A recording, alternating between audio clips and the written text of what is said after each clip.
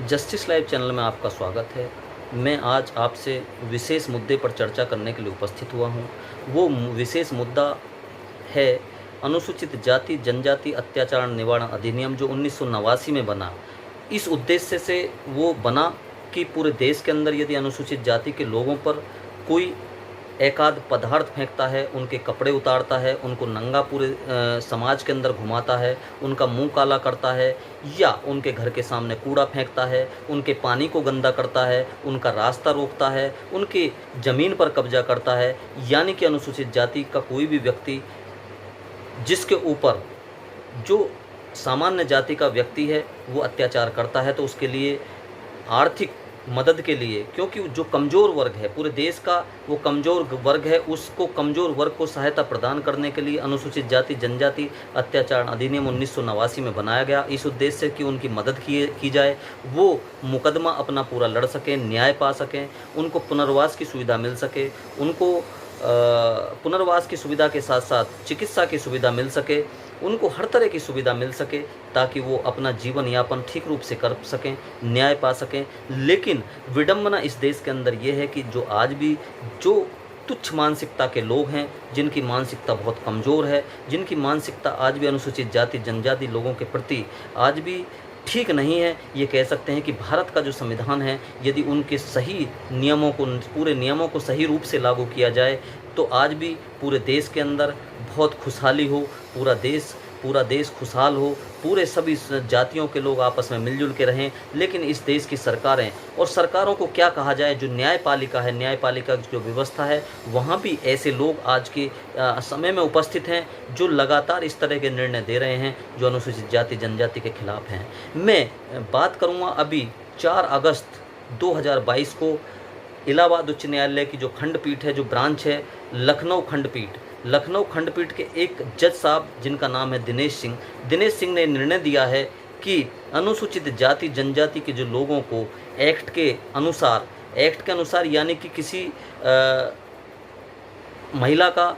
Rape होता है, किसी महिला के साथ छेड़छाड़ होती है या किसी की हत्या होती है या कोई भी अनुसूचित जाति जनजाति अत्याचार निवारण अधिनियम के तहत कोई भी अपराध घटित होता है, उसमें जो आर्थिक सुविधा मिलने का प्रावधान है, वो लखनऊ खंडपीठ के जो जज हैं दिनेश सिंह, उनका कहना है कि उनको वो आर्थिक मदद नहीं मिलनी चाहिए। उनको वो आर्थिक मदद यदि मिले तो पूरा मुकदमा ख़त्म होने के बाद मिलनी चाहिए, यानी कि दोष सिद्धि पर मिलनी चाहिए, उससे पहले वो आर्थिक मदद नहीं मिलनी चाहिए। तो मैं पूछना चाहता हूँ उन लोगों से जो भारत की व्यवस्था को चलाते हैं, जो सरकार में बैठे हुए हैं, चाहे इस देश की सरकार हो, चाहे उत्तर प्रदेश की सरकार हो, अन्य राज्यों की सरकार हो, मैं ऐसे लोगों से, ऐसे मंत्रियों से जो अनुसूचित जाति जनजाति के लोगों का प्रतिनिधित्व करते हैं, जो भारत के संविधान के अनुसार जनता के द्वारा चुने हुए लोग हैं, उनकी रक्षा के लिए गए हुए हैं, यानी कि जो कानून बनाया जाता है भारत का संविधान भी ये कहता है, भारत के संविधान का नीति निर्देशक तत्व का आर्टिकल 46 ये कहता है कि जो दुर्बल वर्ग है, जो कमज़ोर वर्ग है, जो अनुसूचित जाति जनजाति के लोग हैं, उनकी मदद की जाए, उनको संरक्षण दिया जाए और उनको आर्थिक उनकी मदद की जाए। तो ऐसे लोगों से मेरा प्रश्न है जो देश की व्यवस्था को चला रहे हैं कि जो आपका एक्ट है, जो आपका भारत का संविधान है, जो पूरे देश का संविधान है, उस देश के संविधान में उस अनुसूचित जाति जनजाति अत्याचार अधिनियम में जो अनुसूचित जाति जनजाति के लोगों को उनकी रक्षा सुरक्षा और उनके जो लड़ाई उनको न्यायालय में लड़नी है, उनको न्याय पाना है, उसके लिए जो मदद मिलती है, उसको आज जज साहब लखनऊ खंडपीठ के जो जज साहब हैं वो ये कहते हैं कि दोष सिद्धि पर मिलनी चाहिए। आप ये देखिए कि अब तक जो आर्थिक सहायता मिलती थी, जो लोग आर्थिक सहायता मिलने के बावजूद भी न्यायालय तक जाते हैं लेकिन वो न्याय नहीं पा पाते, उसका मुख्य कारण यह है कि उनको ना तो सुरक्षा मुहैया होती है, क्योंकि जब वो न्यायालय में आते हैं तो टूट जाते हैं, क्योंकि जो आज भी गांव का जो पूंजीपति वर्ग है, हम कह सकते हैं जो जमींदार वर्ग है, जो उच्च जाति के लोग हैं, आज भी जो लोग अत्याचार उन पर करते हैं और अत्याचार करने के बाद यदि अनुसूचित जाति का व्यक्ति न्याय के लिए न्यायालय में आता है तो उसके ऊपर बदमाशों का दबाव होता है, उनके ऊपर जमींदारों का दबाव होता है, उनके ऊपर कहीं ना कहीं उनको हत्या करने की धमकी दी जाती है, उनको मुकदमा वापस लेने की धमकी दी जाती है। तो इस स्थिति में जहाँ पर अब तक पैसा मिलता था, आर्थिक लाभ मिलता था, और आर्थिक लाभ मिलने के बाद भी वो न्याय नहीं पा रहे थे, उसका महत्वपूर्ण कारण पैसे से नहीं है, उसका महत्वपूर्ण कारण आर्थिक लाभ से नहीं है, उसका महत्वपूर्ण कारण है कि जो लोग अत्याचार करने वाले हैं वो संविधान लागू होने से पहले भी ताकतवर थे और संविधान लागू होने के बाद भी ताकतवर हैं। वो आज भी जो अनुसूचित जाति के लोग हैं, पीड़ित लोग हैं, जो महिलाएं हैं जिनके साथ छेड़छाड़ होती है, जिनके साथ बलात्कार होता है और जिन लोगों की हत्या कर दी जाती है, आज भी मूंछ रखने पर उनको प्रताड़ित किया जाता है, आज भी घोड़ी पर बारात नहीं चढ़ने दी जाती है, आज भी ऐसी व्यवस्था है। तो मेरा प्रश्न है ऐसे माननीय न्यायालयों से, सुप्रीम कोर्ट से, ऐसी लखनऊ खंडपीठ के जो माननीय न्यायमूर्ति हैं उनसे कि आप ये व्यवस्था तो करते नहीं कि उनकी सुरक्षा कैसे की जाए। आज भी आप एक व्यक्ति अपने गांव में बारात नहीं चढ़ा सकता, घोड़ी पे बारात नहीं चढ़ा सकता, ये कैसा आपका न्याय है? संविधान के रक्षक यदि माना गया है, संविधान का रक्षक यदि कोई है तो न्यायालय है, और न्यायालय भी यदि अनुसूचित जाति जनजाति के पीड़ित लोगों की आर्थिक सहायता को रोकता है तो ये कैसा न्याय है? कैसी आपकी मानसिकता है? आज भी पूरे देश के अंदर जो नौकरियां हैं, ए ग्रेड, बी ग्रेड या जो भी सारी ग्रेड हैं, उसमें अनुसूचित जाति जनजाति के लोगों का प्रतिनिधित्व पूरा नहीं है। उसके बावजूद आप ये भी जानते हैं कि पूरे देश के अंदर लगातार अत्याचार इतने होते हैं कि रात को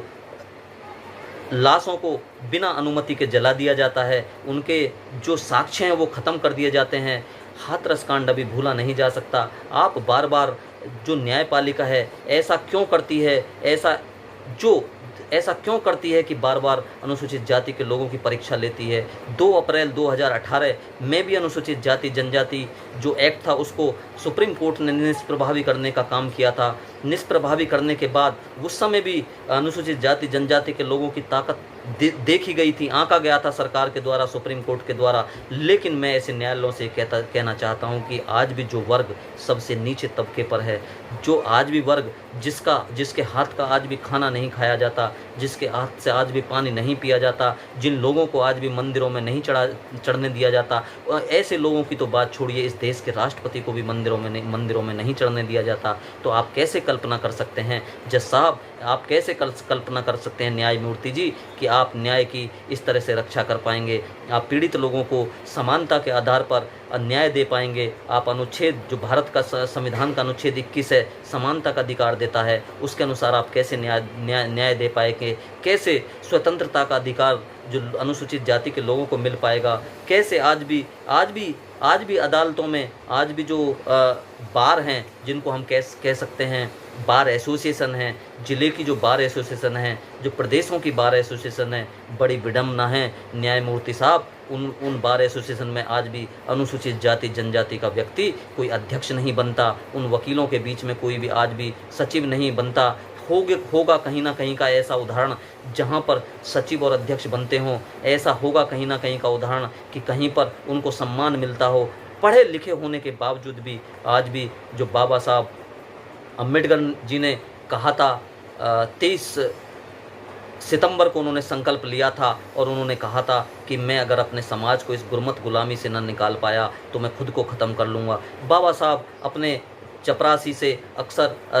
से बाबा साहब ने ये कहा था कि भाई तू मेरे साथ छुआछूत क्यों करता है, जबकि मैं पढ़ा लिखा हूँ और विदेश से पढ़ के आया हूँ, टाई लगाता हूँ और मैं कोट पहनता हूँ। तो आप जानते हैं उसका जवाब चपरासी का क्या था कि साहब आप पढ़ लिख तो बेशक गए हैं, आप टाई बेशक लगाते हैं, आपके पास बेशक इतनी डिग्रियां हैं, लेकिन आप आज भी अछूत हो। तो बाबा साहब अम्बेडकर जी की उस समय की जो बातें हैं वो आज भी याद आती हैं। भारत का संविधान उन्होंने लिखने के लिए दिन रात मेहनत की, लगातार वो लड़ते रहे, लगातार वो पढ़ते रहे, लेकिन जिस व्यवस्था को वो बदलना चाहते थे, वो जिस देश की व्यवस्था में वो चाहते थे कि अनुसूचित जाति जनजाति के लोगों को आरक्षण के आधार पर उनको समानता का अधिकार मिले, उनको बराबर बैठने का अधिकार मिले, लेकिन आज भी वो अधिकार मुझे लगता है मिल नहीं पाया है। क्योंकि कहीं ना कहीं अनुसूचित जाति के लोग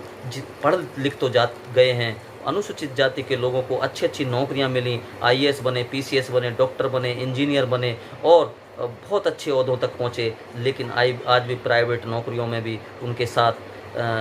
भेदभाव किया जाता है, प्राइवेट नौकरियों में भी उनको समानता का अधिकार नहीं दिया जाता है, प्राइवेट जगहों पर नौकरियां नहीं दी जाती है। तो मेरा कहना है, ऐसी न्यायपालिका से, ऐसी व्यवस्था के लोगों से जो आज भी अनुसूचित जाति जनजाति के लोगों का जो आर्थिक पैकेज है, जो आर्थिक उन्हें सहायता मिलती है, उनको रोकने का प्रयास कर रहे हैं, उनको रोक रहे हैं। कम से कम ऐसे लोगों से मेरा ये कहना है कि आप अभी अत्याचार रोकिए, समानता लाइए, लोगों के विचारों में समानता लाइए। जिन लोगों पे आज भी जो लोग गाँव के अंदर दूसरों के यहाँ पर जो सामान्य जाति के लोग हैं उनके यहाँ पर मजदूरी करते हैं, अत्याचार सहते हैं, बारातें नहीं निकाल पाते हैं, जो न्याय नहीं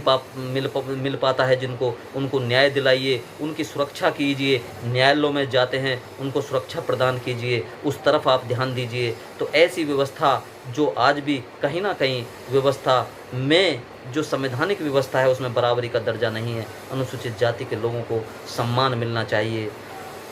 इसमें सुप्रीम कोर्ट को, हाई कोर्ट को, सब और जितनी भी सरकारें हैं, इस देश की सरकारें हैं और राज्य की सरकारें हैं, उन्हीं सभी सरकारों के साथ साथ वो नुमाइंदे जो अनुसूचित जाति जनजाति की सीटों से चुनकर जाते हैं और अनुसूचित जाति के लोगों का प्रतिनिधित्व करते हैं, उनको इस मांग को उठाना चाहिए कि ये आर्थिक पैकेज यदि बंद किया गया है, बंद न्यायालय कर रहा है तो ये गलत है। इसके लिए जो सामाजिक संगठन है, जो अम्बेडकराइज मूवमेंट के संगठन है, उनको भी कहीं ना कहीं संघर्ष करना चाहिए और सभी लोगों को संगठित होकर के इस बारे में विचार करना चाहिए। सबको समानता के, सबको समान मिल कर के आगे संघर्ष करना चाहिए। सभी को नमो बुद्धाय। जय भीम, जय भारत, जय संविधान।